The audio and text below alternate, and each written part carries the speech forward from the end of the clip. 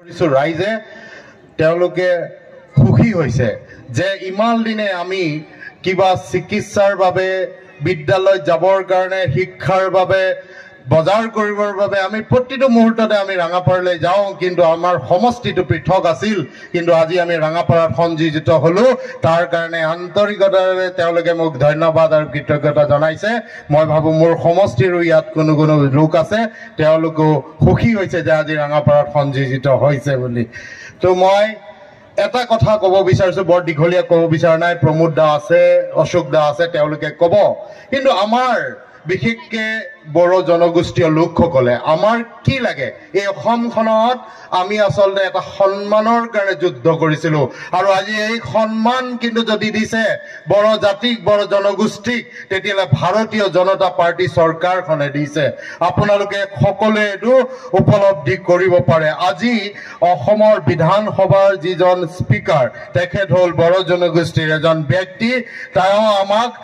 শাসন কৰে তেওঁ আমাক ৰুল কৰে আৰু তেওঁ আজি আপোনালোকৰ সম্প্ৰদায় আজি আপোনালোকে বিধানসভাৰ মজিয়াত বড়ো ভাষা আপোনালোকে শুনিব পাৰে এই মৰ্যাদা কেতিয়া পাইছে এই ভাৰতীয় জনতা পাৰ্টি চৰকাৰ অহাৰ পিছত আপোনালোকে পাইছে আপোনালোকৰ বিধায়কে বড়ো ভাষাত তাত আপোনালোকৰ কথাখিনি আপোনালোকৰ সমস্যাখিনি ৰাখিব পাৰিছে এই স্বীকৃতি এই সন্মান কোনে দিছে ভাৰতীয় জনতা পাৰ্টি চৰকাৰখনৰ দিনত আপোনালোকে পাইছে আজি চাওক আমাৰ মানুহৰ আমি কওঁ বড়ো জাতি জনগোষ্ঠী আমি কি হয় ভূমিপত্ৰ কিন্তু এই ভূমিপত্ৰৰে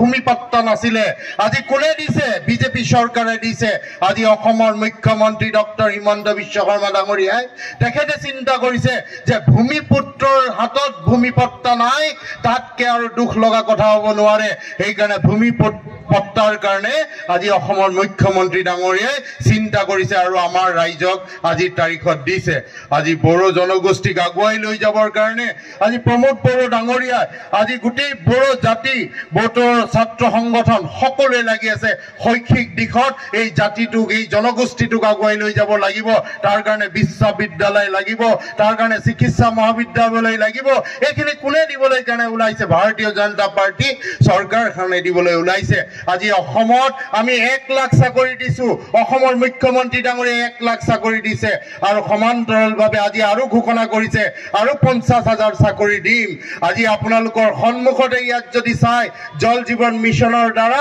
আপোনালোকৰ ঘৰে ঘৰে পানী দিয়াৰ ব্যৱস্থাটো কৰিছে ভাৰতবৰ্ষৰ প্ৰধানমন্ত্ৰী নৰেন্দ্ৰ মোদী ডাঙৰীয়া দিল্লীত বহি আছে কিন্তু আজি এই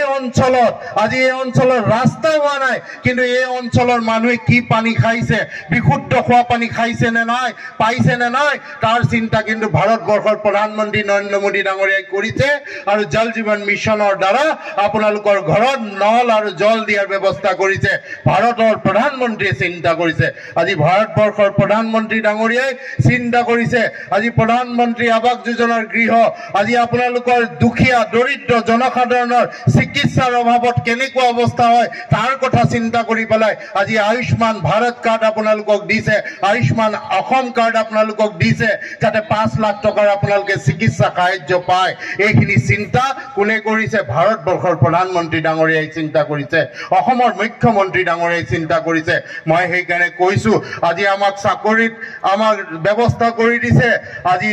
অসমৰ ৰাইজে আশীৰ্বাদ প্ৰদান কৰিছে এইখন চৰকাৰক মাননীয় মুখ্যমন্ত্ৰী ডাঙৰীয়াক আৰু ভাৰতবৰ্ষৰ প্ৰধানমন্ত্ৰী ডাঙৰীয়াক বিশেষ দীঘলীয়া মই কৰিব বিচৰা নাই কিন্তু মই ভাবো যে আমাৰ জনগোষ্ঠীটোৱে আজি বড়ো জনগোষ্ঠীয়ে হওক আদিবাসী জনগোষ্ঠীয়ে হওক চাহ জনগোষ্ঠীয়ে হওক আমি হয় অলপমান পিছ পৰি আছো অসমত আজি যদি পিছ পৰা সমাজ ব্যৱস্থাটো আছে আমি অলপমান পিছ পৰি আছো আজি কিন্তু আপোনালোক সকলোৱে আগুৱাই লৈ যোৱাৰ কাৰণে সকলো জাতি জনগোষ্ঠীক আগুৱাই লৈ যোৱাৰ কাৰণে আজি ভাৰতীয় জনতা পাৰ্টি চৰকাৰখনে কৰিছে আগতে কি আছিল বাগিচাত অকল প্ৰাথমিক বিদ্যালয় আছিল আজি বাগিচাত হাই স্কুল নিৰ্মাণ কৰি দিছে কোনে কৰিছে আজি ভাৰতীয় জনতা পাৰ্টি চৰকাৰখনে কৰিছে কিয় কৰিছে কাৰণ অসমখনক আগুৱাই লৈ যাব লাগিব আৰু অসমখনক আগুৱাই লৈ যাবৰ হলে অসমত পিছ পৰি থকা সমাজ ব্যৱস্থাটোকো আগুৱাই লৈ যাব লাগিব এইখিনি মানুহকো আগুৱাই লৈ যাব লাগিব সেইকাৰণে আমাক আগুৱাই লৈ যোৱাৰ কাৰণে চিন্তা অসমৰ আজি বিজেপি চৰকাৰখনে কৰিছে বিশেষ দীঘলীয়া কৰিব বিচৰা নাই প্ৰমোদ বড়ো ডাঙৰীয়া আছে অশোক সিংহাল ডাঙৰীয়া আছে সকলোকে মোৰ শুভেচ্ছা জ্ঞাপন কৰিছো কৰিছো আগন্তুক বিহুৰ শুভেচ্ছা লগতে বৈশাখৰ শুভেচ্ছা আপোনালোক সকলোকে জনাইছো আৰু পুনৰবাৰ মই আপোনালোকক আহ্বান জনা অনুৰোধ জনা আগন্তুক 19 তাৰিখে আপোনালোকে সকলোৱে গৈ আমাৰ প্ৰাৰ্থী ৰঞ্জিত দত্ত ডাঙৰীয়াক আপোনালোকৰ বহুমূলীয়া ভোটটো দি জয়যুক্ত কৰে আৰু আপোনালোকৰ উন্নয়নৰ ধাৰা যাতে অব্যাহত থাকে তাৰ কাৰণে আপোনালোকে সকলোৱে আমাক আশীৰ্বাদ দিয়ে ইমালে কৈ মোৰ বক্তব্য সমাপ্ত কৰিছো ধন্যবাদ আজান খুলম ভাই আজি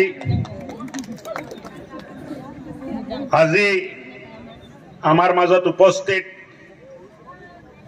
বিটিআৰৰ প্ৰধান প্ৰমোদ বড়ো ডাঙৰীয়া আমাৰ জাতীয় সংগঠন নিখিল বড়ো ছাত্ৰ সন্থাৰ সভাপতি মোৰ ভাতৃপ্ৰীতিম দীপেন বড়ো ডাঙৰীয়া ইয়াত উপস্থিত ৰঙাপাৰাৰ জনপ্ৰিয় আৰু যুৱ বিধায়ক কৃষ্ণ কমল তাঁতী ডাঙৰীয়া ভাৰতীয় জনতা পাৰ্টি শোণিতপুৰ জিলাৰ সভানেত্ৰী দীপামণি শইকীয়া বাইদেউ এপছুৰ এডভাইজাৰ শুংখৰা বসুমতাৰী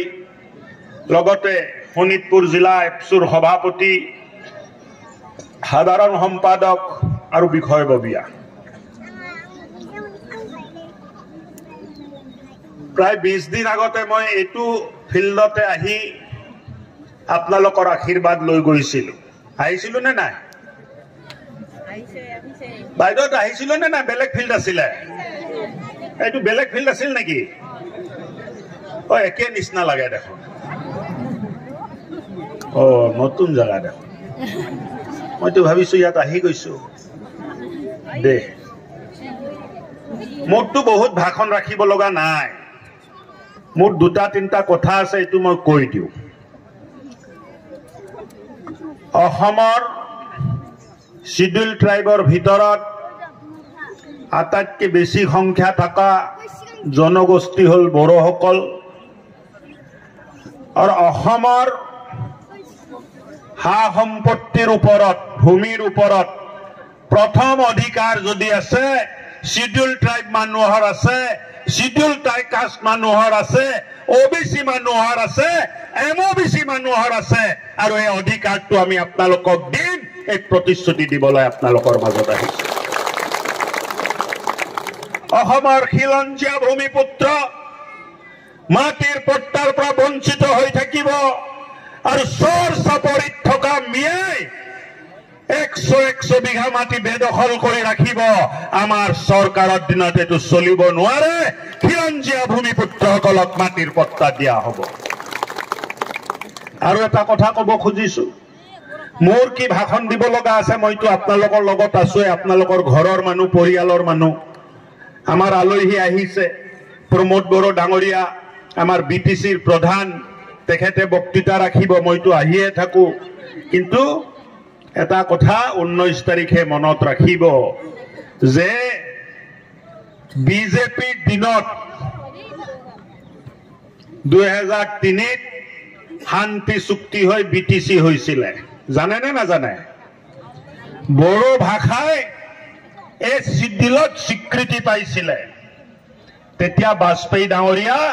ভাৰতৰ প্ৰধানমন্ত্ৰী আছিল দ্বিতীয়বাৰ ভাৰতীয় জনতা পাৰ্টিৰ চৰকাৰ হ'ল নৰেন্দ্ৰ মোদী ডাঙৰীয়া প্ৰধানমন্ত্ৰী হ'ল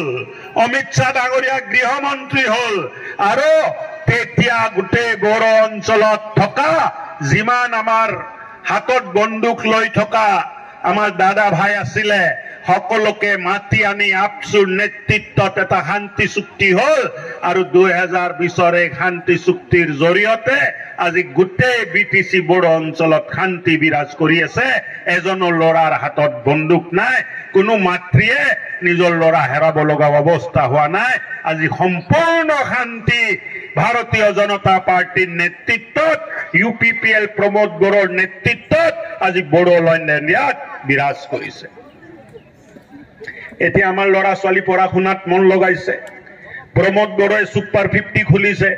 এই সুপাৰ 50 খোলাৰ কাৰণে বিটিসি অঞ্চলৰ ছাত্ৰ ছাত্ৰী দুখীয়া আই মাতৃৰ ল'ৰা ছোৱালী কৃষক শ্ৰমিকৰ ল'ৰা ছোৱালীয়ে পঢ়া শুনা কৰি এচিএছ হৈছে এপিএছ হৈছে এলআৰএছ হৈছে আৰু বিভিন্ন ধৰণৰ ডাঙৰ ডাঙৰ চৰকাৰী চাকৰি পাইছে য'ত নেকি বড়ো মানুহৰ সংখ্যা কম আছিলে আহা দিনবোৰত আপোনালোকে দেখিব এই সংখ্যাটো বাঢ়ি যাব এই কাৰণে বিটিসি প্ৰধান প্ৰমোদ বড়ো ডাঙৰীয়াক মই এটা ৰিকুৱেষ্ট কৰিব বিচাৰিছো এটা অনুৰোধ কৰিব বিচাৰিছো যে ঢেকিয়াজুলি অঞ্চলতো য'ত বড়ো মানুহৰ বস্তি আছে তাত এটা সুপাৰ 50 আমাকো দিয়ক আমাৰ অঞ্চলৰ ল'ৰা ছোৱালীও আগবাঢ়িব খুজিছে আৰ দৰকাৰি হলে যদি কিবা হোস্টেল বনাব লাগে আমি ৰাইজৰ দান বৰংগনি দি বনাই লম আপুনি খালি বেলেগ ব্যৱস্থাটো কৰি দিয়ক হবনে ৰাইজ ভাল হবনে নহব প্ৰমোদ দা আহিছে কিবা যদি আমি বিচাৰি নলওঁ দাদাৰো মনটো বেয়া লাগিব নহয় মোক মাতিলে একো নুখুজিলে বুলি নহয় জানো সেইকাৰণে খুজিলো আৰু দাদাই দিব বুলি মোক কৈছে কানে কানে মোক কৈছিলে যে মই দিম কিন্তু মই সুবিধা বুদ্ধি এনাউন্স কৰাই দিলো এতিয়া দাদাও এনাউন্স কৰি দিব নহয় জানো আৰু এই অঞ্চলটো আমি ভাল কৰিম মই আপোনালোকৰ লগত আছো খালি 19 তাৰিখে আপোনালোকৰ আশীৰ্বাদ নৰেন্দ্ৰ মোদীয়ে পাব লাগিব এটোৱে ৰিকুৱেষ্ট কৰিব আহিছো এটোৱে প্ৰণাম কৰি আপোনালোকক ক'ব আহিছো যে 19 তাৰিখে আপোনালোকে নৰেন্দ্ৰ মোদী ডাঙৰীয়াক পদুম ফুলৰ ছবিত বটন টিপি ভোটটো দিব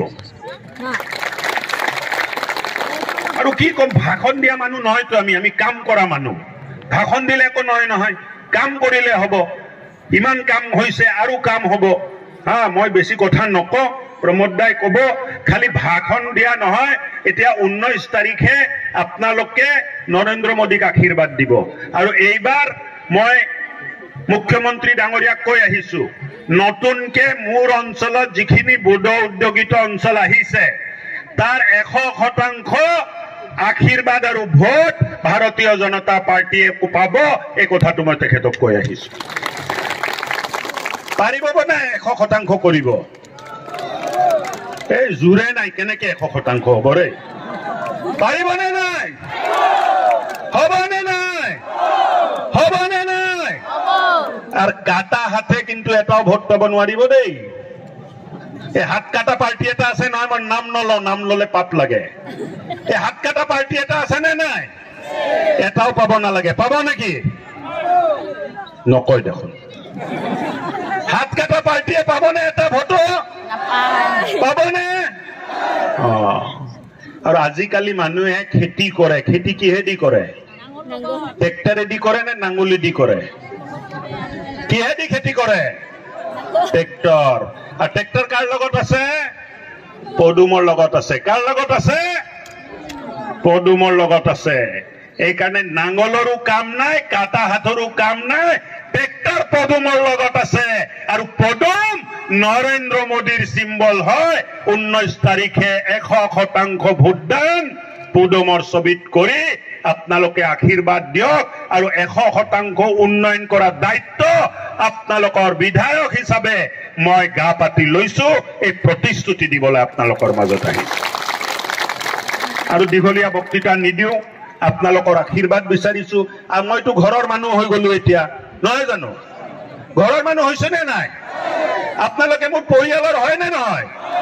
বাস্তু হৈ গল তেতিয়া মোক পায়ে থাকিব আজি আমাৰ আলহী আছে প্ৰমোদ দা আছে দীপেন দা আছে আমি কথাবিলাক শুনিম আৰু মোৰ লগত সকলোৱে কক ভাৰত মাতা কি জয় বড়ো হাৰিণী ঠিক আছে আৰু মই নকওঁ ভাষণটো শেষ কৰিলো খালি 19 তাৰিখটো মনত ৰাখিব দেই 100% হ'ব লাগিব ভোটাৰ লিষ্টত যিমান ভোট আছে 100% ভোট দিব লাগিব আৰু 100% পদুমৰ শিৱত ভোট দিব লাগিব হ'ব থেংক ইউ